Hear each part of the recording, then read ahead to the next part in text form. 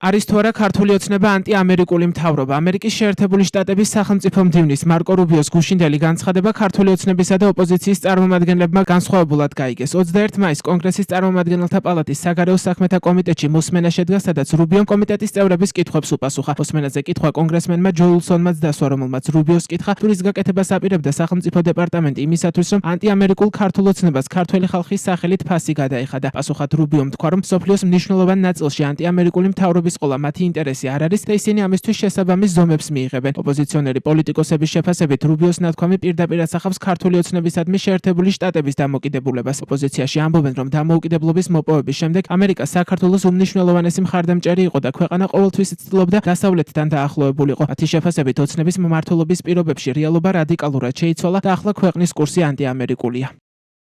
ხან მოვისმინეთ ძალიან ნათელი განაცხადი ამერიკის შეერთებული შტატების სახელმწიფო მდივნისგან, რომელმაც ფაქტიურად დაადასტურა, რომ დღეს ამერიკის ადმინისტრაციას მიაჩნია, რომ ბიძინა ივანიშვილის მთავრობა ეს არის ანტიამერიკული რეჟიმი, რომელიც ეწინააღმდეგება ამერიკის ინტერესებს.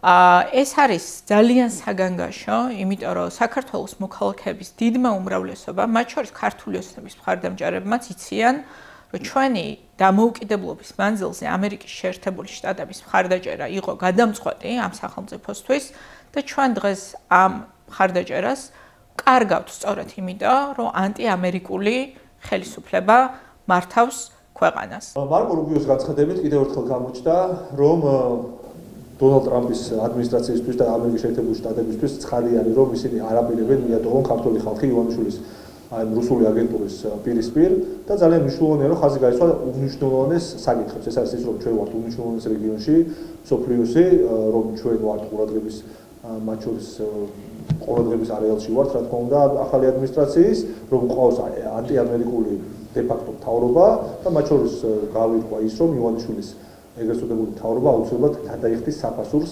ანტიამერიკული, ანტიდასავლური და რა თქმა უნდა ანტიეროვნული ანტისახელმწიფოებრივი ქმედებების. მარკო რუბიოს გზავნილი იყო იმის მანიშნებელი, რომ სწორად არის შეფასებული ანტიდასავლური და ანტიამერიკული ეგრეთ წოდებული ხელისუფლების ქმედებები ამერიკის შეერთებულ შტატებში. ჩვენ ამაზე საუბრობდით მაშინ, როდესაც ქართული ოცნება საუბრობდა 20 იანვრის შემდეგ ურთიერთობების გადატვირთვის მიდგომებზე. ჩვენ დღემდე ვერ მივიღეთ ეს გადატვირთვა და ვხედავთ, რომ რეგიონში ერთადერთი ქვეყანა ვართ, რომელთანაც არ ხორციელდება ურთიერთობები.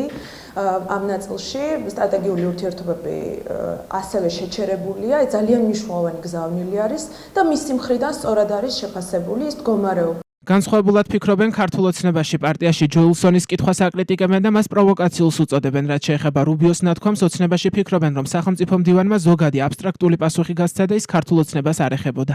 იმ სრულიად პროვოკაციულ და ტყუილებით გაჯერებულ კითხვაზე, რომელიც მართლაც ანტი-ქართული განწყობებით სავსე ჯო უილსონმა მარკ რუბიოს დაუსვა, იყო საკმაოდ აბსტრაქტული და ზოგადი პასუხი გაცემული, სადაც არ იყო რა თქმა უნდა ნახსენები არც საქართველოს და არც ქართული ოცნება და იყო საუბარი იმაზე, რომ შეერთებული შტატები იკვლევს კონკრეტულ გარემოებებს და მტკიცებულებებს, ისე ეყრდნობა ადგილობრივ ბიუროებს, ისე იღებს საბოლოო ჯამში გადაწყვეტილებას. აქ არის ყველაზე მნიშვნელოვანი და მთავარი კონტექსტის მოძიება, თუ რა კონტექსტში იყო ეს ყველაფერი ნათქვამი, რაზე საუბრობდა მარკ რუბიო მანამდე და თქვენ თუ დააკვირდით, როგორც კი დაიწყო მან კითხვაზე პასუხის გაცემა, სწორედ ეს სიტყვები თქვა, რომ მე როგორც უკვე მოგახსენეთ, როგორც აქამდეც ვამბობდი, მოცემულობა, რომ შეერთებულმა შტატებმა